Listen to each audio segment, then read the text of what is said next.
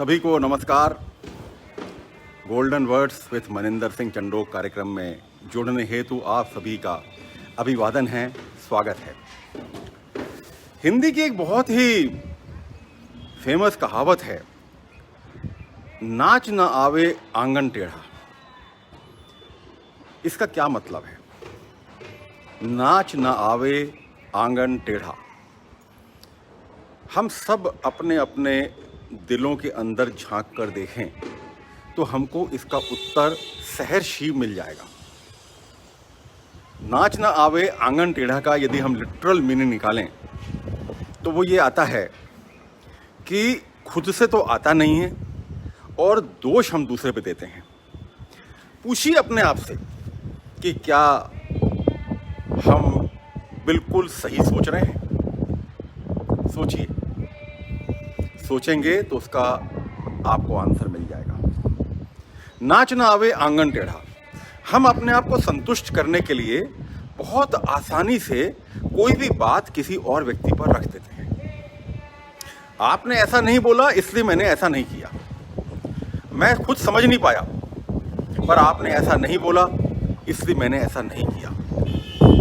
इसी बूंदाबांदी शुरू हो गई है।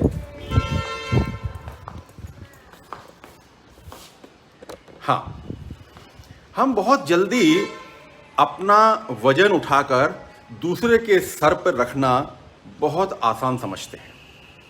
समझते खुद नहीं हैं, नाम दूसरे का लगा देते हैं। समझ में खुद नहीं आती और दूसरे को बोल देते हैं। बहुत छोटे छोटे उदाहरणों से आपको समझाता हूं। नाच ना आवे आंगन टेढ़ा। नाच ना आवे आंगन टेढ़ा मतलब मुझसे तो ये काम बन नहीं रहा है और मैं ये इल्ज़ाम लगा रहा हूँ, मुझे मतलब मुझसे तो नाचना आ नहीं रहा है, पर मैं ये इल्ज़ाम लगा रहा हूँ या ये एलिगेशन लगा रहा हूँ कि जो मैदान है या जो स्टेज है वही मेरे लायक नहीं है।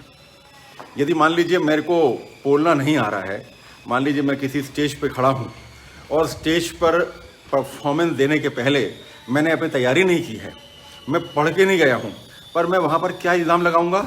अरे ऑडियंस कम थी, ऑडियंस ने मेरा साथ नहीं दिया, आपका तो साउंड सिस्टम बहुत बेकार था, आपने मुझे पहले क्यों नहीं बताया कि आपको ये पूछना था, आपने मुझे इस तरह से इन्फॉर्मेशन क्यों नहीं दी, और आपने मुझे तो बिल्कुल तवज्जो नहीं दी, आपने तो बिल्कुल मुझे किसी भी तरह से मेरा साथ नहीं दिया, वगैरह वगैरह वगैरह वगैरह। इसका बहुत बड़ा फर्क हमारे अपने परफॉर्मेंस पे और हमारे अपने जीवन पर पड़ता है। बोलना आसान है, हम बोल जरूर देते हैं कि आपने ऐसा नहीं किया इसलिए वैसा परफॉर्मेंस नहीं आया, मगर दूसरे का इससे कुछ नहीं बिगड़ेगा। मान लीजिए आप लेक्चर देने गए हैं और आपने वहाँ पर प्रॉपर लेक्चर नहीं दिया, आपने वहाँ पर प्रॉपर ढंग से नहीं बोला, तो जो सुनने वाले आए थे वो तो सुन के चले जाएंगे, मगर मन में एक धारणा लेकर जाएंगे कि आपको या मुझे बोलना बिल्कुल भी नहीं आता।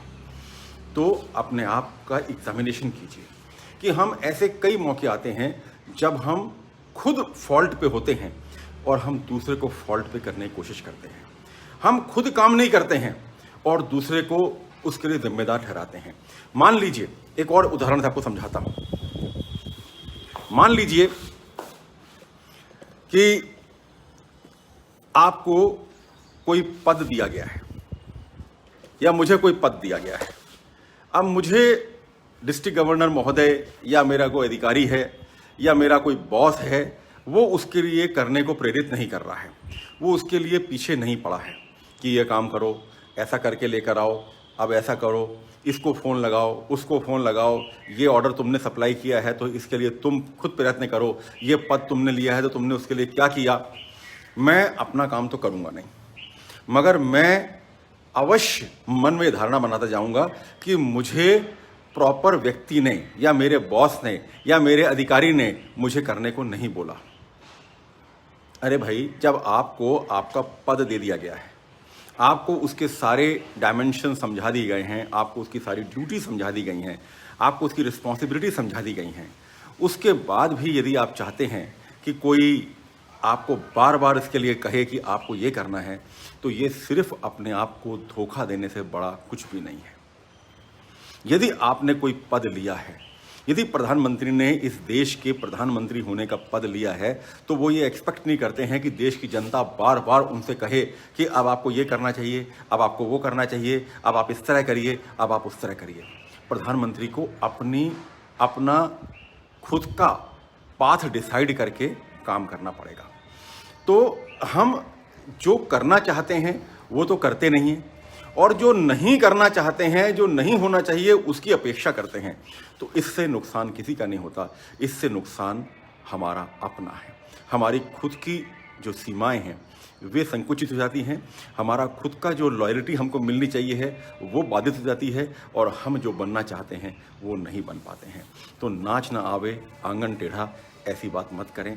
अपने आप को आगे बढ़ाएं और जो भी आपको पद मिला है उसके साथ न्याय करें और अपने काम को बहुत अच्छी तरह से करके इस दुनिया में प्रसिद्धि पाएं।